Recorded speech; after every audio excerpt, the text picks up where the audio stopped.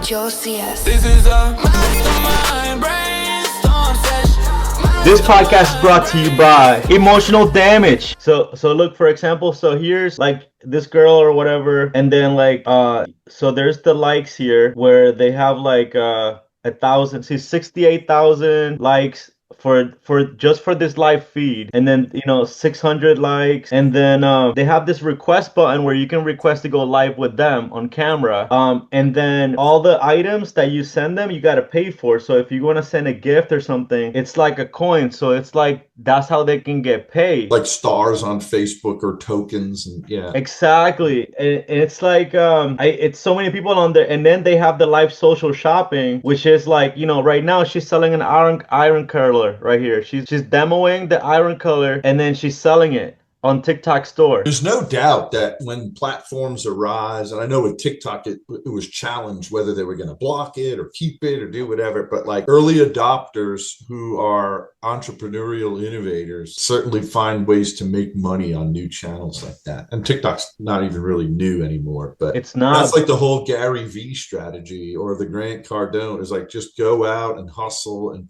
look at what works and what doesn't. Yes. Hi, Pearl. How are you? Hi, Pearl. Nice to meet you. Hi, how are you?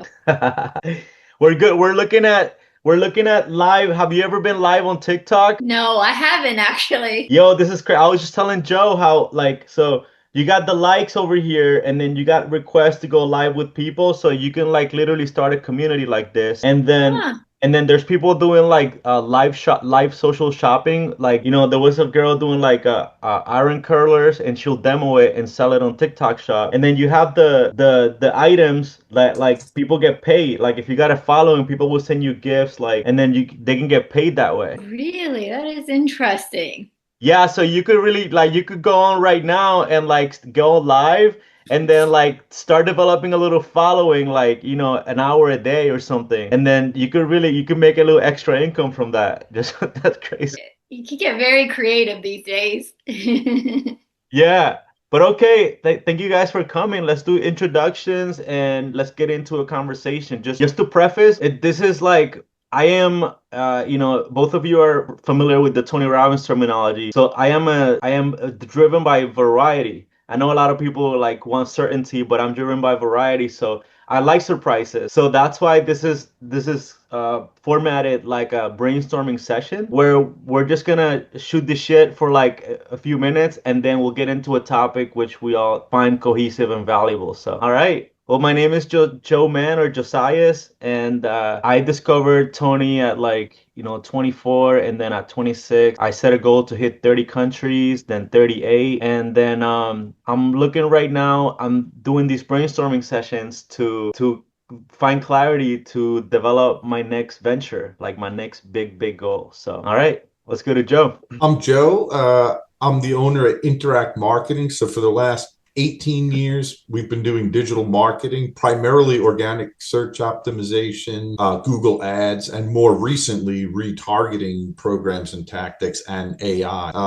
I met Joe in the Tony world. I started listening to Tony 2006 on old audio cassettes and CDs, and 2012 was my first UPW, and then I just dove full into the format. And then after completing the events, went in and crewed about 20 events, which is where Joe and I met. So I have a great foundation of work there. I've also worked with the Rockefeller Habits, which is a business discipline for small business growth. And I guess my areas of learning have been less significance, more contribution, and reordering some of the core values in my life. I'm engaged to a woman named Kimberly, and who I met at my very first date with Destiny, and we were in different planets, different worlds back then. But due to the nature of this organization creating connections, long-lasting connections, even acquaintances, we reconnected a couple of years ago and starting a new life together. So excited by that as well. Beautiful. And I'm just gonna add that Joe is like a marketing genius. So let's go to Pearl. Humble. Thank you. Well, I'm happy to be here. This is my first time being here. I actually got into the Tony world in 2019. I it was a really weird time because I'm a physician. And as you know, like with the 2019, 2020, I was really starting to find myself. And then simultaneously, I guess God in his infinite wisdom, COVID happens too, and so my identity was always tied to being a physician. And with COVID, I realized that I'm more.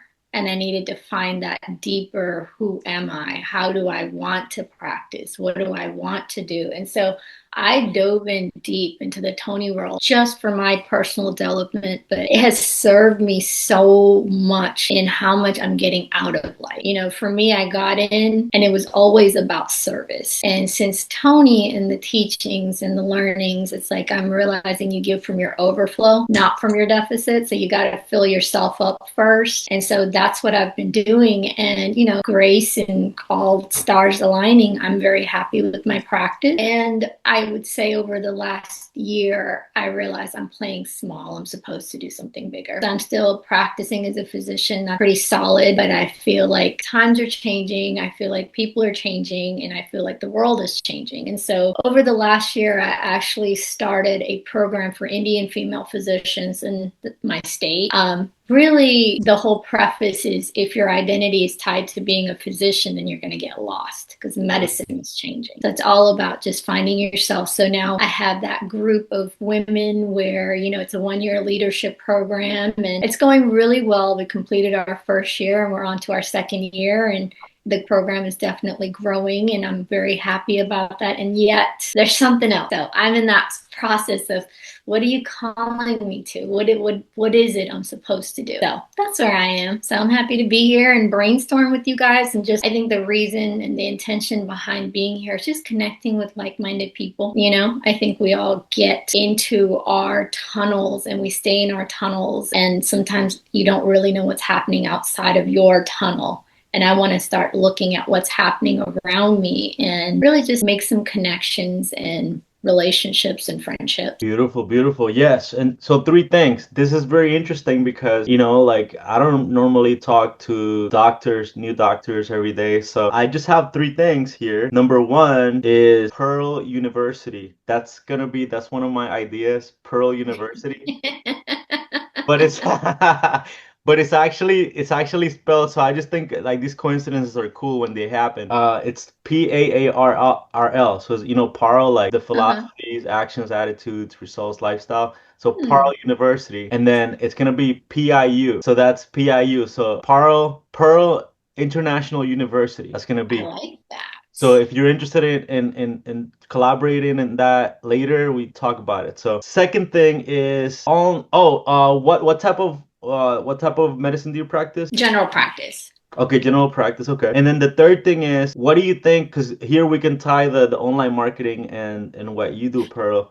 So how do you feel about the like online doctors now? Because this is the big thing. Like I don't really set appointments for doctors. I just go online, like in a like a WebMD or like not WebMD, but there's like websites, and then I go there and then I click and then I pay like $40. And then if I need a prescription, they'll fill a prescription. I go to the pharmacy and grab it. Like, what do you think about that? How are you navigating that world So now? that's a great question. I don't think I've been asked that question. I have mixed feelings about it. And when the pandemic happened, I implemented telehealth in my practice. And I was one of the first ones to start it in this area. And granted, I started it with a lot of reservations. Pre-pandemic, I didn't think there was room for it. I thought it was crazy. But when you're pushed into the corner, you get creative. So I started it during the pandemic. And so I do have practiced telemedicine and I'd see patients in person. Now, I think you can utilize it in 2 different ways. I think if you are having an acute situation, a telemedicine visit, totally appropriate. Get what you need, move on. You're busy, life's busy. But I think if you want to get into that primary care setting and really establish with the doctor long term, I think that's important to be in person because there's a lot of things that I pick up as a physician that I'm only able to receive because I know the patient. I'll give you a silly example, but this example goes a long way. I have a patient that I actually watch her fingernails. She struggles from a mood disorder. When her nails are not done, she's not okay, and I've gotten to know this individual over years. So if you are, my suggestion would be, if you're looking for a primary care physician and someone that's going to get to know you, keep up with your family, you see somebody once a year at least for that part of it, because they'll catch a lot of things, because there might be something over the year. You get a new family member with a colon cancer diagnosis, that changes your screening. I don't know if we can do that benefit and that much of justice in the medical system just doing it on telehealth, because you're a picture on a screen. It's very different. Human to human interaction, very different. So that'd be my suggestion. I mean, I think there's room for both. I think it's how you utilize it is where the key is going to be. Beautiful, beautiful. Now, Joe, have you represented any doctors in your marketing practice? And what would be your opinion here on this? Yeah, medical is actually one of our top verticals. So we've worked with everything from like sole practitioner to like national health providers with 30, 40 locations in the New York area. We've got a large multi-location, multi-specialty provider in Texas, but then also independent dentists, oral surgeons, plastic surgeons, therapists, things like that. Most of them are in-person service. To Pearl's point, COVID was the rapid game changer for a lot of industries, including telemedicine. I do have one large telemedicine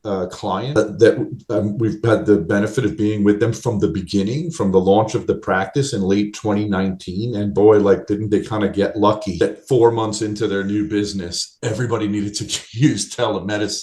There's a huge demand for it. I think we're in a societal shift with everything like food delivery, just even your basic shopping patterns. I think it was stated at the time, we went from 17% of consumer purchases in the United States being online to 30% in a 2 or 3 month period when COVID first came. The growth of that has tapered a bit, but it's not retracting, and it's actually increasing worldwide. So this demand for convenience is there. Some of the top keywords are, fill my prescription online. I think telemedicine has evolved ethically. There's only like 35 or 40 different conditions that can be treated online, and most of those are things that were already diagnosed in person, like allergies, like ED meds, things that are readily treatable on repeat type prescriptions. And so I like not having to go in for a checkup every 30 or 90 days for certain types of medication. It's just easier to use the telemedicine. I think the cautionary tale that Pearl told as well, they have to keep these things limited to those types of conditions that can be regularly diagnosed without a physical exam. I think every doctor, every client of mine would agree, even on the telemed side, that people should go in at least once annual for a physical exam, because there's things that they can detect that you wouldn't be able to otherwise. In fact, the primary telemedicine practice that I work for, all 3 partners are also real world doctors, either with individual practices, med stops, or ER doctors. So they see hundreds of people a week. Nice. Okay. Excellent. All right. Welcome, Meenakshi. So Meenakshi is also an Indian doctor. Did I miss the format of the meeting today? If I knew, I know a couple. I could have invited them. Yeah, we're gonna have curry after this. Let's see here. I think my camera is messed. Oh, there we go. Okay, so here's what we're gonna do now. I want to spice up the conversation a little bit. And since Meenakshi just joined us, I'm just gonna give a little summary, and then I'm gonna get into some framework. So Meenakshi, we're talking about TikTok, how it's crazy with live shopping, and how we can actually start making a little interactive business today. Like, we can literally go live today and start building a little audience, and people will start tuning into it, and then we can make money there. The second thing, so Pearl is a general practitioner doctor, and she just implemented telemedicine into her practice. Well, not just, right? She's had that. And then Joe Beccalori is a marketing genius, and he represents millions of clients all over the 400 career to date, but that's close. Yes, and then Pearl have served millions of patients in her tenure. So Meenakshi, if you want to do a quick introduction, and then we'll get into a couple of fun frameworks that we can play with. Yeah. Hello, Joe and Paul.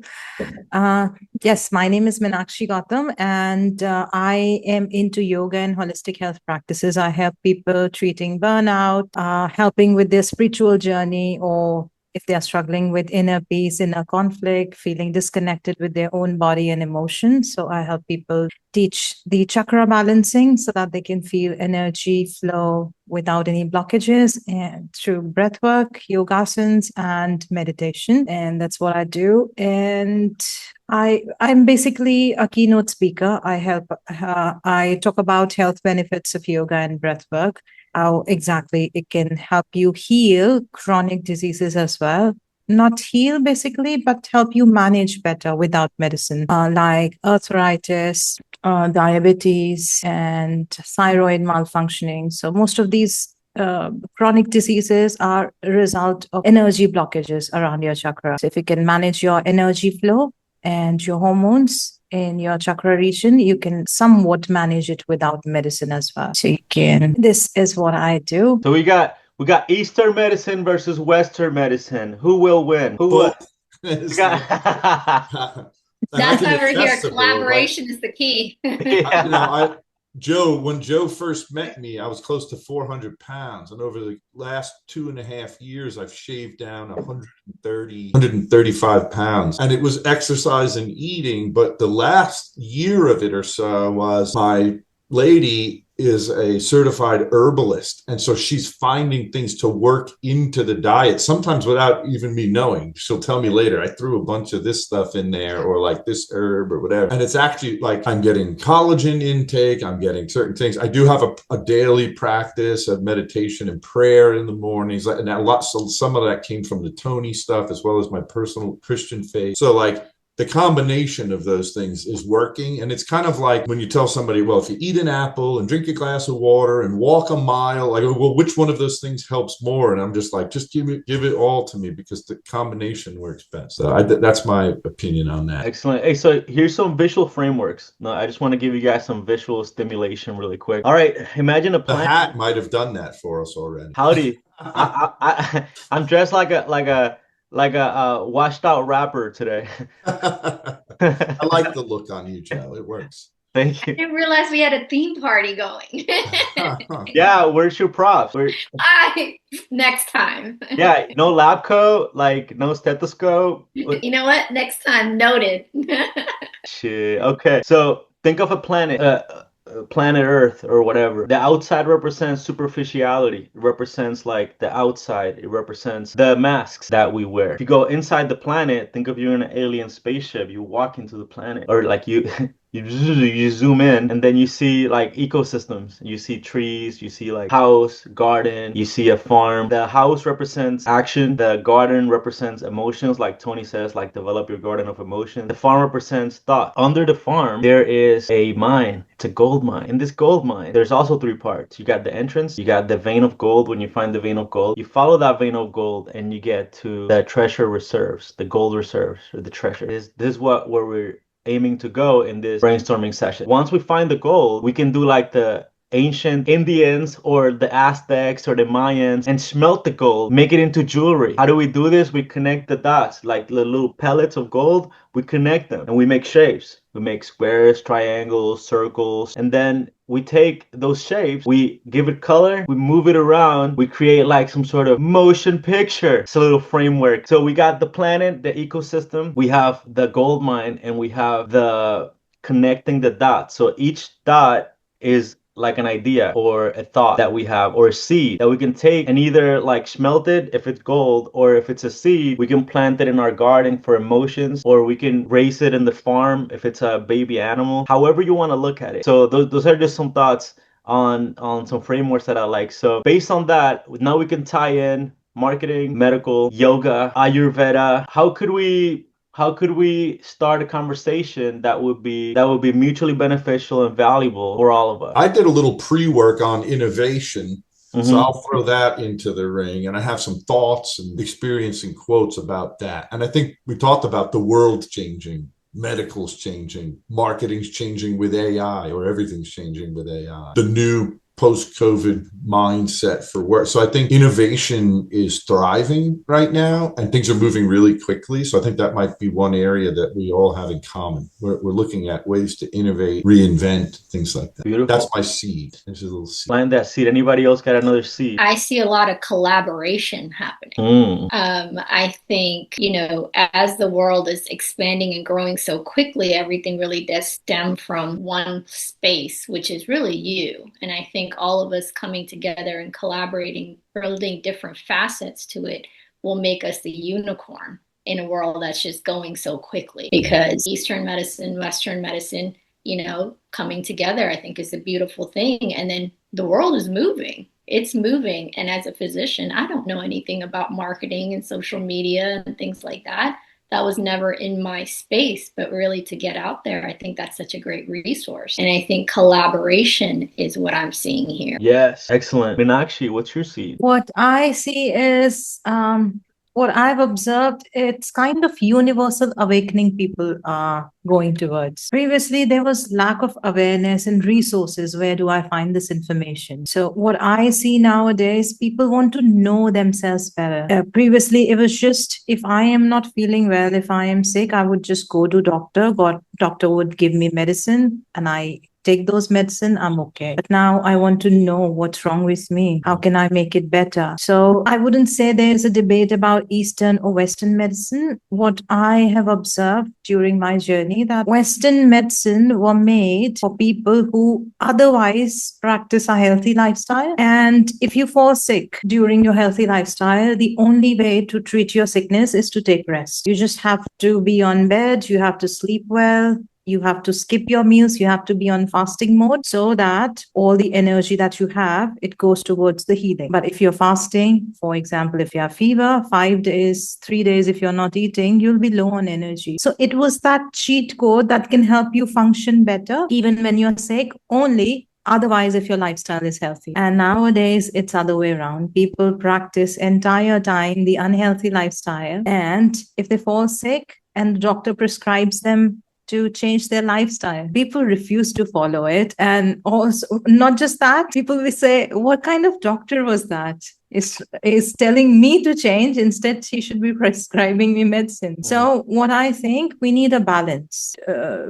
Balance your lifestyle, and on top of that, if you fall sick, medicines are there to help you. If you have an emergency and you want to feel better instantly, medicines are just there to support your healing journey, but healing comes from within always. So that's my take on this. Damn. Okay. So we got innovation, collaboration, and then Meenakshi. I think I would sum that up in like total transformation. Kind of I was awakening. waiting for the third Asian so that we all kind of we can make a rap about it and you can perform it at the end. You are dressed for it. Yes, we're about to do a song here. Okay, the second thing is like, I think my collaboration would be symphony of mind, and this is my vision for these brainstorming sessions that I've been doing. I've been doing these for about 3 to 4 months now, and what I'm looking for ideally now, I was thinking about it in the beach this morning, and it's like I'm looking for people who are sharp. For example, like a great violinist or a great bass player, or like a band, like band members. Like I'm the orchestra director, conductor, and then I can say, hey, let me hear the violin, boom, beautiful violin. Let me hear the bass, boom, beautiful bass, guitar, let me hear this, boom. And then we created a beautiful masterpiece of words and phrases. Anybody that hears it knows that this is a valuable conversation. So that will be my collaboration here. And then the third thing is, I forgot. I just got caught up in the symphony thing. I got excited about the symphony. Damn it. Yeah, but that's my vision for this. I would like, for example, like you guys are all professionals, but sometimes I would have people on who just kind of either can't stay on topic or they overshare, and then sometimes I have 10 people on and they're talking for 20 minutes, and then it just makes the conversation, like Meenakshi told me the other day, like it makes the rest of us have to exercise our patience. So yes, so from there, where can we go from here? What a great question. Where can we go from here? I would almost suggest that innovation and collaboration could unite by the fact that when people typically think about innovation, they're like, what is the product? What is the new iPhone going to have? What are the features? Whatever. But it's not only about products or enhanced services. It could be about new internal processes within your business on how you handle and manage things, going after new markets or different customer experiences. One of the ways that I innovate as a business owner is collaboration. I have agency partnerships. I have people that do, 90% of the things different. We overlap in one area, but we don't view each other as competitors because we do so much other different stuff. So part of innovating is, creating those collaborative channels with agency partners, business networks, things like that, or bringing value to nonprofits and doing it for free, sitting on a board for 8 or 9 years with the Salvation Army, where we're getting to do that contribution. And then it just leads to 5 or 6 new contracts anyway, because the other people on the board have their own businesses or come back. So it's an interesting way to not have to do outbound sales calls. We always create inbound and attract clients in. And it's a much, I think, more intelligent way to do business. I hate cold calling. I hate spam. I've never done outbound spam. But if I didn't have those collaborations, I couldn't have innovated a good, sales growth. So it's just an example of how two can come together. Yes, and here's a great way to collaborate here. Have you guys ever heard, I know Meenakshi has, because she's been with me before. Have you ever heard of the mental or the mind palace exercise or the technique? No? Mm-mm. So, do you know Sherlock Holmes? Remember Sherlock Holmes? Remember he used to go into a mind palace in order to solve his crime? So here's an example. I'll give you a quick example of it. Think about your childhood bedroom. You see it? Okay, now take a framework that you're learning or you learned already and then associate a picture with it, like create a picture from it and now put it in the room. You see it? You just save the file in your memory. Boom. So that's the mind palace. How we can have fun with this is we can create right now live on this Zoom. We can create a mental palace for us that we can talk and share. So for example, we can have a room that's for collaboration. That's where we come together. We can have a room that's for, what's the other thing? Innovation. Yes. And we can have a room that's for like awakening and awareness and symphony. We can have an orchestra or we can put it all together, So the question here to get started is how would you start shaping your room for this Zoom? How can we start? Like, what would be one thing that you would add to this room that would represent, innovation, collaboration, awakening, symphony, medical, like yoga, marketing? What would symbolize? What would be like things that we could put there? Like one thing or two things that we could put in that room? I think I can use a lot of help with marketing because the reason why I started this public speaking is because I knew how people perceived yoga. So just to educate people, just to let them know what exactly yoga can help with, people were just trying to extract surface benefits from yoga, but it can actually help you much more than that. It can help you build resilience. It can help you make you more conscious and aware about your own self and how you see the world. It can help you heal your past childhood traumas or disassociation that you might feel with your own feelings. And just because people aren't aware about it, which is why people don't opt for yoga therapies. And to make sure that we educate, we market yoga differently rather than just workout, because workout would just work on surface rather than reaping out the deep benefits of yoga. So if we market it, if we strategize it correctly, then definitely we can educate more people about it. Because the first few clients that I got, when I started teaching yoga, they all wanted to lose weight. They want to exercise. And I said, it's not just an exercise that I can teach you. You have to connect yourself with the higher purpose. Then only I can teach you. Otherwise, it's neither beneficial for me nor for you. So, right strategy and marketing for yoga is necessary. Nice. I think, for me, I think very scientific method. I'm like, okay, we have innovation, we've got collaboration, and we've got transformation. I've already said, like, we're big innovators, we're big collaborators. So one of the three is my self-rated weak point: transformation. What does that even mean? I know what that means in my personal life. What does that really mean in my business? If I was going to transform my business, what would that really mean? And I guess through innovation collaboration, things change over time. But I can't list a single point in time in 18 years where it was just like, we've transformed. I can say that about myself, but not the business. So I think if we look at the matrix and say, what are ways we're doing those things in our lives or businesses, if we want to modify the scope, what's the weak area, and like maybe map out a few seeds, a few thoughts on what are we missing in that area. It's sort of like the wheel of life, right? My favorite exercise from Tony, because I do it at least twice a year, is that wheel of life, where you take the 7 or 8 categories of your life and you say, how am I doing? 1 through 10, just kind of gut feel. And if you have that 1 or 2 that are unbalanced, man, that can be painful. But as you start to balance out, that's why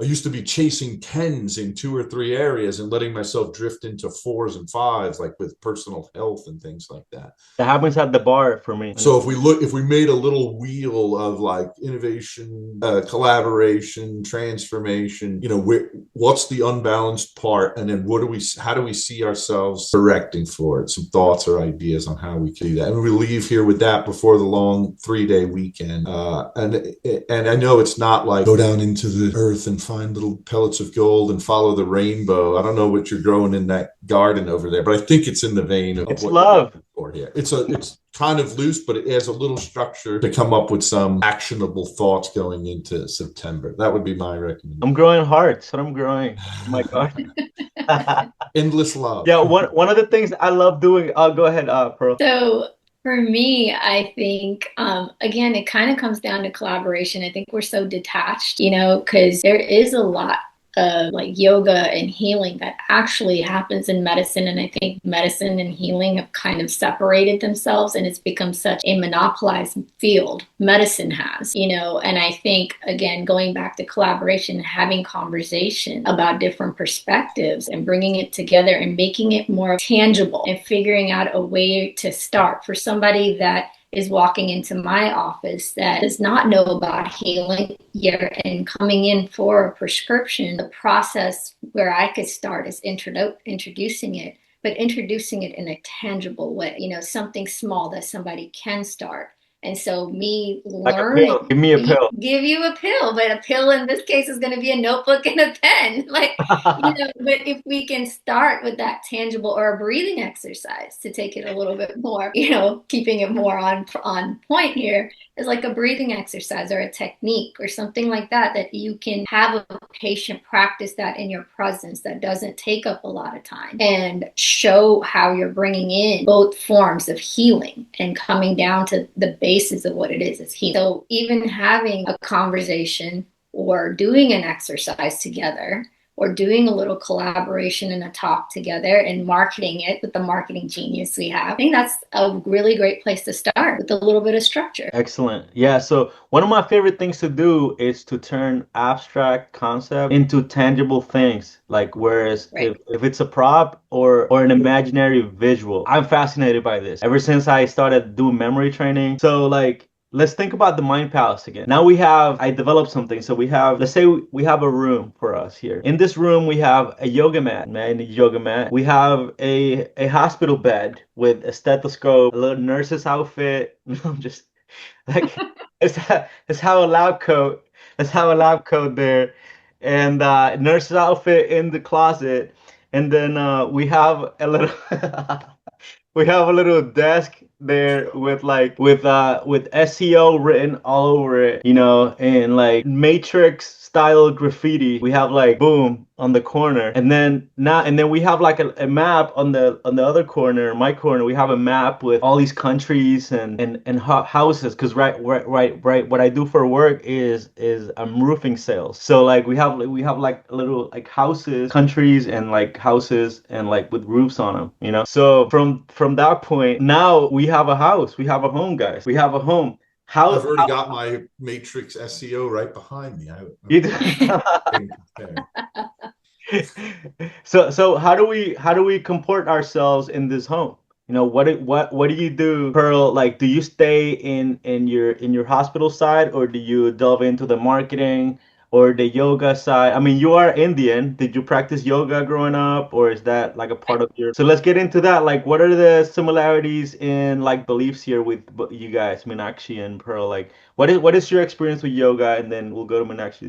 So for me, my experience with yoga, I was young when I took yoga. I was actually in med school when I started practicing yoga. I had a lot of, transparency. Going through med school was challenging, and I had anxiety and physical symptoms of anxiety. And yoga was definitely a space where I got to feel my body more. Like I got to understand my body and know how it moved and realized, and practiced really how movement releases stress. So I had that bit already through medical school, through residency. So now when I practice with my patients, like I do have them do these things where they are breathing in my office. I actually do take a few minutes and have them breathe and have them move and do things. And so I definitely— You're a real one, Pearl. You're a real. Thank you. I appreciate that. Thank you. Yeah, it shifted for me when I always prayed. I was like, God, please let me be a good doctor. Please let me be a good doctor, And I was in practice, and one day I had a patient come in, and in my mind, a good doctor is like, everything you're missing, let me have it all ready for you. Let me take care of you. And so I walked in, and there was this patient, and I was like, okay, ma'am, you need to do this, this, and this. And, she paused and looked at me, and she said, you know what? She's like, I love you, but I was dreading coming in here. And I was like, what do you mean? Like, And she's just like, I've had the roughest year. I'm happy I'm even alive. And I know when I come in here, you're going to tell me everything that I needed to do that I'm not done yet. And that was like a whoa pause for me. So I changed the way I saw it, and I changed my prayer. I literally changed my prayer from God help me be a good doctor to God help me be an effective physician, an effective healer. So that means meeting the patient where they are. That's the word of the day. Whoa, pause. Instead of aha moments, we're gonna have whoa, pause. That changed the way I practice. Like my practice has forever changed since I had that whoa pause moment, I guess. So I do collaborate. That's fine. Let's talk about whoa pause moments. What was your what's your whoa pause moment? In your career, we could either one, like Joe or Meenakshi. Like, what was your whoa pause where you said, "Whoa, pause! I gotta like this is not right. Let me shift. Let me change my direction." There's been a few of them. I guess an early one was when I was trying to decide what to do for a career, because I was a musician and wanting to pursue a career in music or audio production, etc. And then I was initially a computer science major, and then didn't like all the math because I had already taken calculus, and now this was even more complicated stuff. But it felt like it's not going to be aligned with what I wanted to do. So business became the path that I took. And when it came time to choose the career, I ended up choosing a career in technology. I was a web programmer from the beginning. And it was kind of like this sacrificing of my music. I didn't know fully that would happen. So like when I got about 48 years old and my kids were mostly grown and stuff, I was like, well, now it's time to start adding some of that back in. I told you I was very overweight at the time too. So it was kind of this awakening. And a lot of it was at the Tony events. Like, I'm at my 5th or 8th, UPW in the Dickens pattern. And it's like, what's it going to feel like 5 years from now if you don't take care of this or start taking care of yourself? What kind of role model will you be for your children or whatever? Like, and in those moments, it was like, it already is 5 years later and I'm still here. And that was just like, I went real deep in one of those Dickens processes, and that was it. And then we created in that session, like the Fit by 50 for life. And then I started like vision boarding and road mapping. And I'm like, it was everything. It was like, I'm going to do karate or golf or e-biking or whatever, and then I ended up the e-biking was the thing. But I've been on this journey and I'm still on it because it never ends, right? And so it's like, if I didn't make some of those decisions that year, I don't know what the trajectory of life would have been, right? And then life throws the next set of challenges and then the next. But that core to put certain things first with regards to my health, my boundaries, my personal space, put me on a trajectory. There was a lot of praying and crying too. That's interesting. It brings me back two things. Number one, George Clooney in that movie where he's giving the speech to the guy, they're firing him, and then he's like, "Didn't you took 2 years of culinary school? What made you?" He's like complaining about losing his job, and then he's like, "This is a great opportunity for you to go back to your happy place, like Yeah. to try and be happy." Incidentally, the primary driver for that, COVID. As soon as I got into lockdown, that's what started to drive all of those thoughts. And it was like the first virtual events and then the live ones and stuff. But Wow. that was a big driver. And just to close the loop, I ended up playing about 100 gigs with a rock band. I grew my hair out, and for 3 years I was like in the dad band, rocking it in the Hudson Valley. So I saw that and I that made like a band. whopping like $100 a gig or something awful like that. But it was just the passion was still there, and I'm like, I'm making some money playing music, so it felt good. Yeah.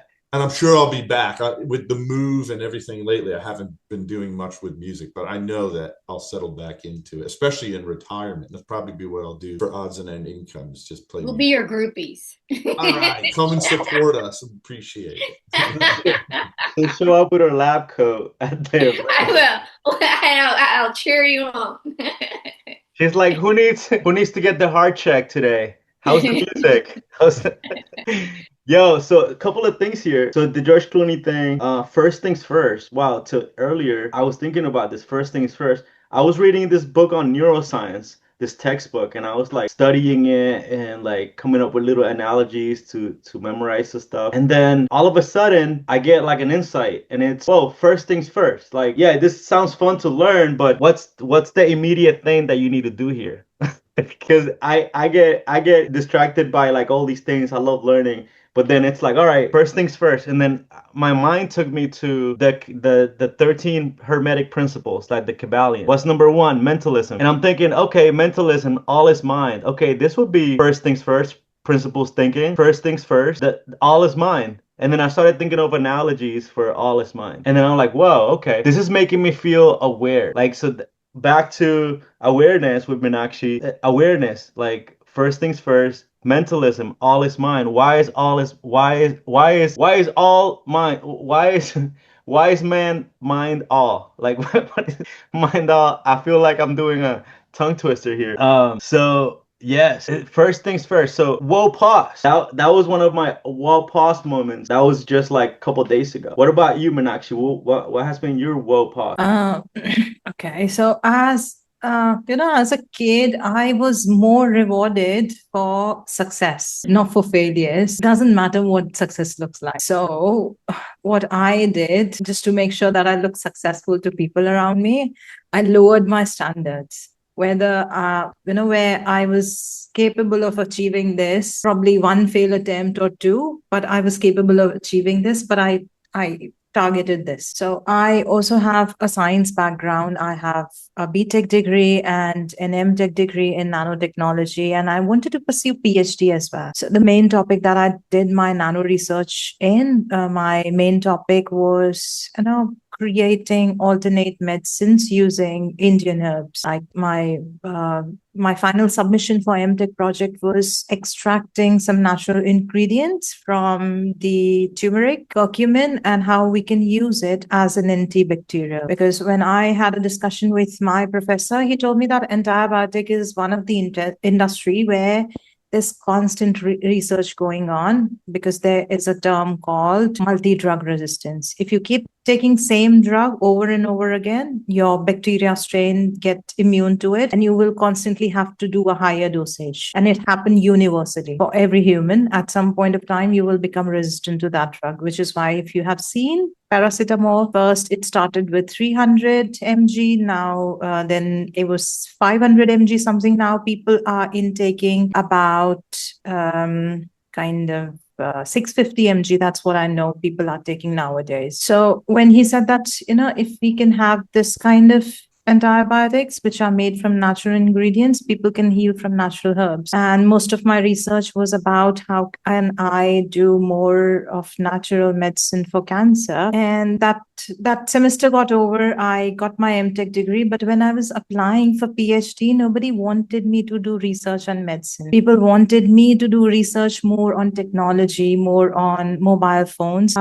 when I applied, it was back in year 2018, 2019, when these thin films and mobile phone screen, they were still under developing conditions. So that time I realized that instead of focusing on treatment for cancer, I think prevention is a better option, because prevention is first more effective. Educate people about how to prevent cancer rather than treating it, because nobody wants to do a research in cancer medicine. I don't know what's the conspiracy theory about it. Probably the cancer treatment market is already so established that people are scared of competitions. I don't even want to know what's the reason. But when I was drifted towards all these things, there were 3 incidents when happened back to back. I got my application accepted in South Korea somewhere for, again, the devices research. My heart said no, but my head was like, still, I'll get a PhD degree. The same time COVID happened, and I did not lose my job, but I was forced to have a 3 months holiday, because we were still in this process that, everything was happening within office. We did not have provision to streamline things for this structure. And there was war happening, and I would see everything. The same time, I got infected with COVID, and I was even not working that time. I was quite literally doing nothing because my body became so lazy. I was going into a sort of depression, and I downloaded a game which most of the people who played, they were from Ukraine and Russia. Neither I knew people from Ukraine and Russia, but kind of pain that I felt when I was watching the news, I was able to talk to people who were actually suffering from wars. And that gave me a woe pause moment, that what is the meaning of life? There's more to it. Otherwise, I would have never lost the chance to go and pursue my PhD, because technology is important, innovation is important, science is important, but what's more important than that? Living a life which can serve other humans as well. And I remember before I applied for my master's degree, there was a kind of an institution which was looking for yoga teachers, and I was into health and fitness just after I completed my BTech degree, and I applied for a job there, just a part-time job. I got selected, but I never joined it because my family thought it's fell below my standards. I'm an engineer. I should look for something more. But then slowly I was drifted to yoga. And also I remember when I finished my college, my bachelor's degree, one of the person asked me to learn neuro-linguistic programming and learn speaking skills, because he wanted me to be in his business to become a public speaker. And years later, now I'm into public speaking. I have coaching in neuro-linguistic programming as well as yoga. So sometimes we don't know what big plans life have for us. But if it has, and you choose a path differently, you will be drifted towards it. So I wanted to help people with cancer. Now I can help people prevent it before they can actually suffer from it. I aligned with the beginning of that, and then the transformative part, which was like, I think we're all conditioned. This is part of societal conditioning to like, you must succeed, you cannot fail. You have to get the grade, you can't not get the good grade. You have to do this, you have to do that. But yet, all of the great stories of success with innovation come from never giving up, right? And if you don't give up, as long as you're not making the same mistake again and again, which is insanity, the more failures you have, the quicker you have them, the more you're adjusting the patterns and stuff. So I had some stuff prepared because up for the innovation stuff. And while you were chatting, I just shared some of it in the chat there, and just reminding the stories of like Edison, Colonel Sanders, Sylvester Stallone, like hundreds, if not thousands of failures before they struck and hit the success. And then some quotes from some modern entrepreneurs, including Sarah Blakely and Elon Musk and Bezos and those folks. I always feel like, and I'm still this way, like I don't want to take too much risk, because if I take too much risk, I'll lose what I have, right? And I think about the story of the talents that Tony shares, and it's like, if you don't produce with what you're given, how are you going to be given more? Right. And so I feel like looking back, if I took more risk, I feel like, yeah, I could have wiped myself out 3 times and then rebuilt again, but I don't think it would have led to failure. And I think we've been all afraid to expand out like that, many people anyway. And so I think that was really compelling. Right. And it's not that like needing to get good grades isn't a requirement to move up academically, but it's like we should be encouraged to fail more as often as possible. Not the same one again. Yes. Yeah. I also, go ahead. To kind of, both of you are so stimulating right now. And Well, pause. yeah, we'll pause because I realized then, but I didn't get to share this shift from becoming a good doctor to an effective doctor really came from looking at myself and getting very humble with myself. Because when I wanted to be a good doctor, I could hide behind knowing all the numbers. Like, if you're a diabetic, this is what your blood sugar needs to be. This is the medicine you need to be on. But switching to the effective, and that was the winning part. That was the accolade.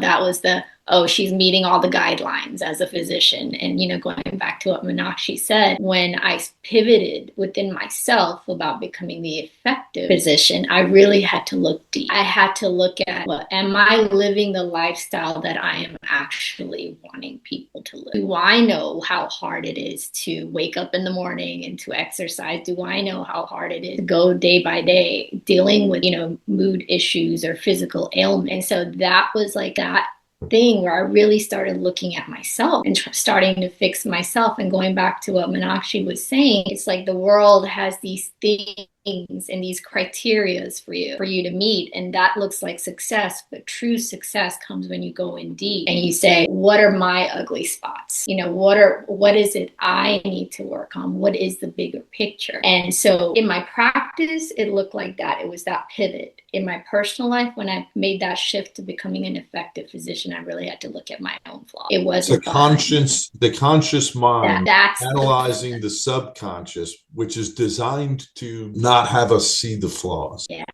And yeah, piercing that veil. And it's hard. It's hard to do. And it's still always working against us in that regard to protect us, right? But it's that caveman brain, right? especially for a good-looking person, because they get reinforced about their look all the time. I'm sure that happens for you all the time, John. For me, yeah.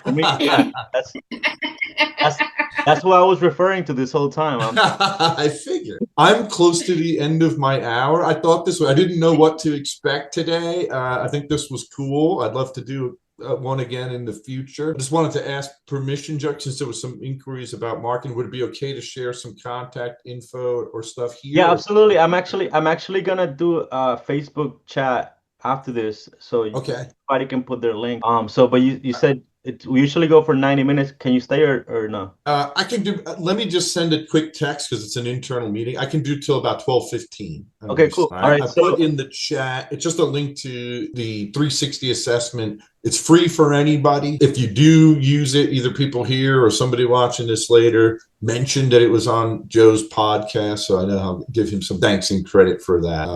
And then we'll assess your website at no cost, and we'll come back with some thoughts and strategies on how you could improve visibility online through digital marketing, primarily through search engines. And most recently, we've done a lot of work in the Google AI overviews, which are now the top of the search results. And a lot of that requires good content, blogging, and things that mattered all along, but matter even more now that Google's favoring those types of content at the top with the AI overview. Great. That was a word from our sponsor, 360 Marketing, Interact Marketing. And now back to the conversation. Thank you. I did ask permission first. All right. So back to lowering your standards. I mean, this is something that's near and dear to me as well. I always tell people, because when I started this, I started having guests on, and everybody's like, I want to have a podcast. I want to start. And then, but nobody did. So it's, all right, what is the actual thing that is stopping those people from starting something like this, which is so simple? I'm just putting a Zoom on, and then I'm inviting a few people on, and then just having a conversation. Why can't anybody do that? And then it comes down to they don't want to start sucking. They think they have an idea of what they want, where they see Tony Robbins, or they see like PewDiePie, or they see like, Mr. Beast, or they see people that are professionals at this, that have done hundreds and thousands and tens of thousands of videos and tens of thousands of hours accumulated in the learning and creating content. And they want to be like that. That's not gonna happen. My podcast still sucks, in comparison to the bigger ones. However, what did I say to myself? I said, okay, well, I'm just gonna start where I'm at. I'm not trying to force anything. I'm not trying to like go faster than I need to go. My barometer is enjoyment. I'm like, I know that if I do this long enough, it will become something that I can probably create some income out of it. But I don't need to create income out of it right now. And therefore, I have time to develop it. I have time to experiment. I have time to explore. And I have time to gather ideas from conversations, which is probably, and then even if it doesn't become like a thing, like I've already generated awesome relationships just from inviting people on and having conversations. So it's like it's all about the process, and starting ugly, start sucking. And then I had a conversation about this yesterday. What makes somebody successful? I was talking to a girlfriend of mine, and she used to be a ballet dancer. Like, she did ballet since she was 6. And she was telling me that she just started jogging. And she tells me like she can only run like 2 blocks when she's running. But when she's teaching ballet, she can go on for hours teaching ballet and lifting her leg like over her head and shit, you know? So then there's a disconnect there. How come like something as rough as ballet, which probably none of us can do it. I mean, maybe the yoga practitioners here maybe can do like some weird like mind bending stuff or body bending things. But what's the disconnect there? Where like this thing tires her out very easily, which is super simple, just a jog. But like a ballet, which is super advanced thing, like she can do like at a breeze. And it all comes down to repetition. You do something and you do it again and you do it again and you do it again and again and again and again. And that's why the enjoyment is important. Because if you're not enjoying it, you're probably not gonna stick with it long term. And then you can listen to David Goggins till you're blue. It's like willpower, willpower, willpower. But I don't know. What do you think about that? I'm curious. Like, where's the balance between enjoyment and willpower and repetition? How does that manifest in your life? I'll go. I've read all those books too, and I love Goggins. His books are amazing. And I've read Grant Cardone. I got the little mantra, I can't see it with my background image, my little 10X, probably 150 personal development books. One of my favorites, though, Atomic Habits. And so the way that I found myself incorporating all of that stuff was just tiny little micro habits, right? And it's like, okay, I got up and made the bed, right? I think that one was actually 12 principles or whatever. Yeah, I'm a mix and match, but it was like if I could make a tiny adjustment and measure small little progress, right? So it started off like, oh, I rode a mile, and this time I'll ride 2 miles, and it was always like slowly raising the bar in those habits. Before that, I used to go on binges and like, I'm going to go to the gym every day, twice a day for the rest of my life. And I could do it. I sustained it for 30 or 60 days, but I wasn't enjoying it. Now there's forgiveness. Your body said, "Whoa, pause." But you add them one at a time, and then you wait till you're at least 15, 20 days into a habit, and then you start to layer another one in, and then another, and then another. And then it just becomes normal. I've got a touch of ADHD, so routine is good for that too. It helps establish discipline. Yeah. Which is that it's something I wanted to touch on earlier. It's routines. I'm curious to hear your routines too. Like, my thing has been, putting the rocks in before the sand, like in the 7 Habits presentation. Mm-hmm. Like, I decided this year, well, I'm doing things wrong. I'm going to start with the beach in the morning. And then from there, like, I've been doing it probably like almost 8 months now. And that's been my foundation. And then in the beach, I do like all of the miracle morning stuff that I need to do because I'm at the beach. I'm at the space. Like, I don't have distractions there. Like, how does that look like for you? And what is your routine that you really value in your life right now? So my routine I've actually developed this over a long time because I used to say I'm not a morning person. I used to love sleeping in. And so now I have learned and developed, and going back to Atomic Habits, that was the book that got me there. And kind of going back to your previous question, I think what pauses you is the overwhelming fear. I think that's where the pause is. But when you use these small habits and build it in increments, my biggest example is my morning routine now. Before, I would get up right before it was time to take a shower and get to work, and that's who I thought I was, and to think about doing anything different was too overwhelming. So I started with Atomic Habits. That was the book that actually helped me get here. Now I get up in the morning, I do my workout, I have my journaling, and, if I can squeeze it in, a little meditation. If not, just sitting on the sofa for 5 minutes with my little dogs and cuddling with them before I go out in the world, because that just totally centers me. And when and then I have like little rituals, like before I walk out the door, I say a little prayer at a specific specific spot and there's something there that I can touch, it's just to get my senses acclimated. So when I walk out the door, this is protected and I'm giving from my overflow. I need this to be protected. So that's the regimen. Well, yeah.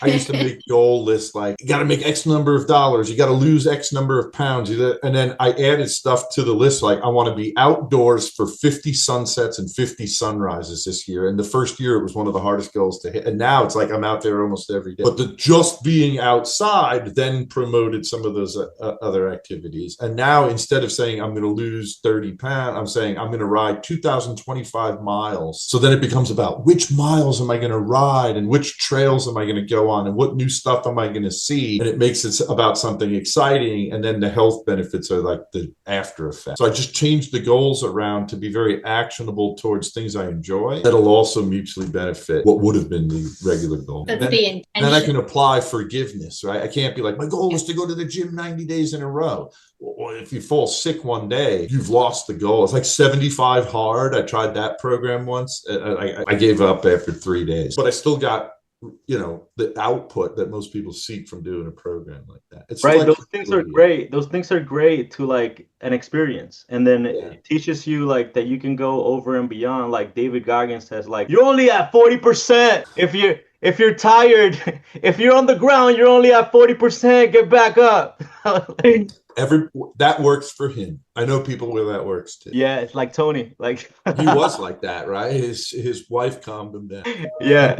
Oh my God. Oh, so here's starting small, starting little. When I did network marketing, they had a phrase that said, start slow to go fast. And I think this is so key because when I started going to the beach, I originally didn't plan, like right now, I can't be out there for less than an hour now. But when I first started at the beginning of the year, sometimes I would go for 30 seconds. I just made the goal to like go to the beach and get it, like maybe get on my knees in the sand and just say thank you or something and just close my eyes and meditate for like 30 seconds. That's it. And then I would do that and I would like spring up and get back in my car and go back to my day. And then that snowballed into what it is now. So like, whoa, that's what is the when we the underdog, what is like we give little credit to the little things, like the little thing that we can do today, that habit can compound. And that's like the slight edge in Jeff Olson, but like just doing that little thing, it seems like it's nothing, it seems like it's insignificant, but that thing is what's gonna take you to where you need to go. So thoughts, Meenakshi,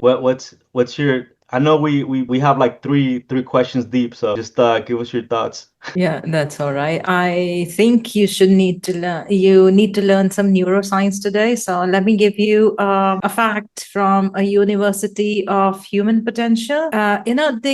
The power of taking an action after you have heard something, a motivational talk, you have been to Tony Robbins concert, or you read something, or somebody told you that, you know what, I need to start a podcast. So if you have been in a highly motivational environment, you learn something new. If you don't take action within 72 hours, within 3 days, your brain is likely to mark that information as really inspiring, important. But if you don't take action, your brain is going to do a pruning for that.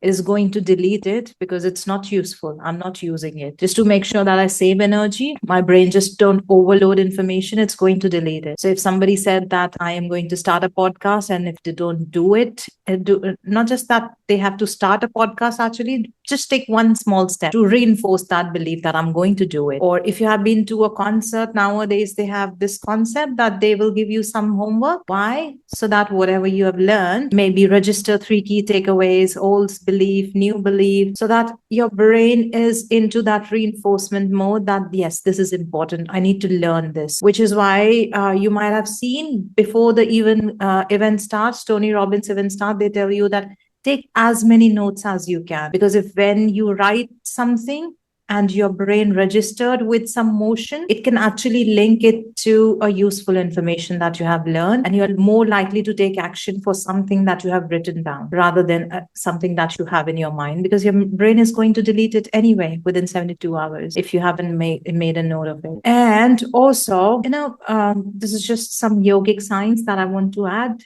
Whatever purpose you have in life, this is always driven by your solar plexus chakra around your navel, because that's where your fire is, your fire element is. So when you do something creative, not that you want to become a ballerina dancer, but if you do some creative activities like ballerina or drawing, where you are using hand painting or something, which requires you to have slow and focused movements that actually kind of fuse your fire element in your solar plexus chakra. So when you are in creative mode, you're more driven towards your purpose rather than you are not being creative at all, which is why chances that a clerk will want to become a successful businessman is less likely rather than a musician would want to become a successful businessman, because a clerk's job is rather boring unless the person feels that I am creative from inside, or a stand-up comedian. But if you accept your boring job, if you're not doing anything creative, it's less likely you would want to have that dream of becoming successful. Okay, let's do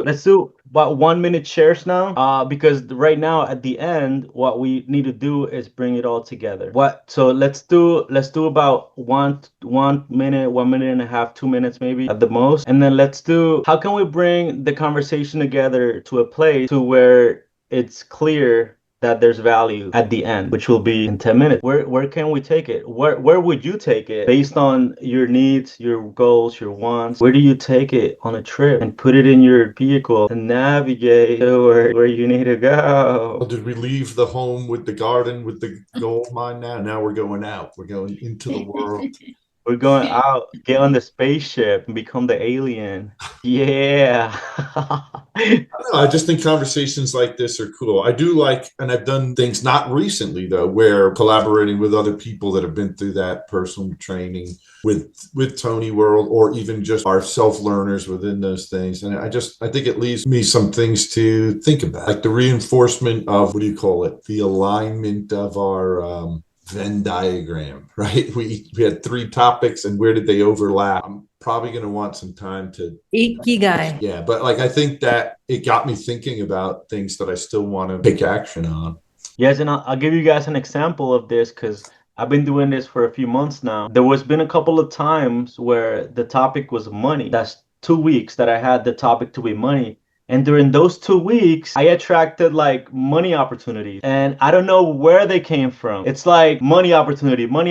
And I'm like, I turned it down because I'm like, I was focused on this. But I'm like, money opportunity. I'm like, well, I could do that easily. But like, it would have to. And then the second time around, I just got back into doing door-to-door sales. And I made like the biggest sales in my life that I've ever made. And I'm like, damn, I used to be like excited, like if I made like $1,000 in a day, and then like this is incredible. It's just like this is like unreal sometimes. I'm like, what is going on here? But yeah, so that's for me. That has been my biggest takeaway from these. Maybe you've done some sort of mastermind or brainstorming session on your own, or you can just draw from the experience of this one. So let's have a quick share. Let's have Pearl. What's your Pearl from your oyster that yeah. So my 1 minute share. So Jamie Karen Lima, when I went to my first UPW in 2019, she said something that jolted me. She said hiding in plain sight. Like she wanted to stop hiding in plain sight. And that's, I'm actually a very introverted and shy person. And when she said that to me, it kind of hit me. And you wouldn't, like, it's hard to imagine because as a physician, that almost seems like, oh, you're around people all the time, but it's a one-on-one interaction with people all the time. I love people. I love interaction. Stepping out there and letting someone see me is very nerve-wracking for me. And over the last year, I know I've been playing small, and there's been a call. Like I've had people reach out to me to, write books and blah, blah, blah. And I'm like, no. It's okay. I'm good in my safe, quiet space in the middle of nowhere. And then you reached out to me to be on this. And I was like, and I was like, all right. Like, who's this creep that wants me on a Zoom? Like, I didn't want to put my creepy face on Zoom or in any kind of spotlight at all, to be honest with you. I've just been hiding, in my space. And I think that too goes back to God putting you in a space where he can work on you. And I feel like he has worked on me. And now my talent, going back to the story of the talents, it's like, okay, what are you going to do with the talents that you have? So I did take a leap of faith, and I came on this podcast because I was like, just do it. Just say yes. So this is my just say yes and my small steps into just saying, okay, for some reason, I'm going to be out here and I'm going to be out here. And so thank you for creating this space. And I think you don't really know what you're creating and what the bigger purpose. So coming back, this is you just created this little space, and you never know what each individual is going to go from here. But I think we are all just given our talent. We don't know how God's going to multiply that. We don't know how the universe is going to multiply that talent. Whoa, controversial. You're talking about God. Controversial. Whoa. I know. Universe, God, whatever. Whoa. I think we brought God in about 8 times on this conversation already. Whoa, I think we might get canceled here. Okay, just You see, this is why I need to go back to my corner. No kidding. Yeah. So it's just use what you have, and you just never know how you're opening the door for somebody else. You see, as you start saying God and angels and stuff, like my screen starts blurring because of the power that lies behind the screen here. So you just all right. Final shot from Meenakshi, and then we'll get going. Thank you guys for being a part of this. Yeah. So the value I took from today's conversation first was about collaboration. I think for sometimes I also don't put myself on search engine out there because I know a lot of people will be seeing me, and putting yourself in that spot being seen. Sometimes it feels scary. It feels like, you want to work with people who you already know, but I think that, that collaboration can be really good. And also treating your business also like a person, like you treat yourself. Finding one weak spot and working on it until you can actually find a solution for it, maybe taking small steps to improve it. And also the fast action takers get more. Like if somebody is thinking about starting something and you have done 10 episodes already of a podcast, definitely you'll be better than people who are still thinking. So, clarity comes by taking action. So I think, inspired by you, I have also taken action already. So these were my key takeaways today. And yeah, this is it. Beautiful. This is it. Well, pause. One word, one phrase, one sentence that will summarize this Zoom for you. Innovation, collaboration. Innovation, collaboration. One word, one phrase, one sentence. We are better together, and we can rise higher with helping each other. Yeah. Well, pause. I'm gonna leave with deep thoughts. If we go down the rabbit hole a little bit, or peel the onion or whatever.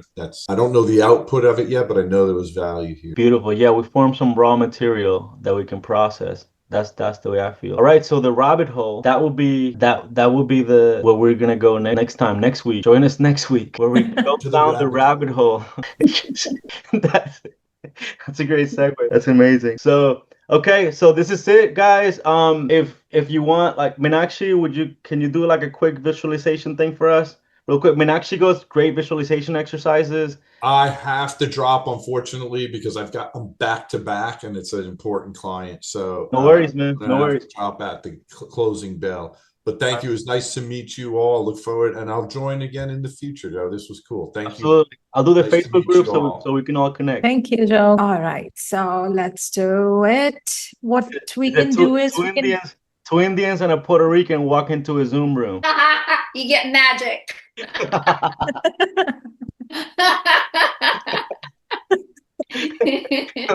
It's the beginning of a joke. All right, let's go. Okay, let's put this all into our mind palace. Will that be good, or anything else would you want to do today? Anything you want. Like, you're the best. Thank you. All right, let's sit back, relax, and close your eyes. Take a deep breath.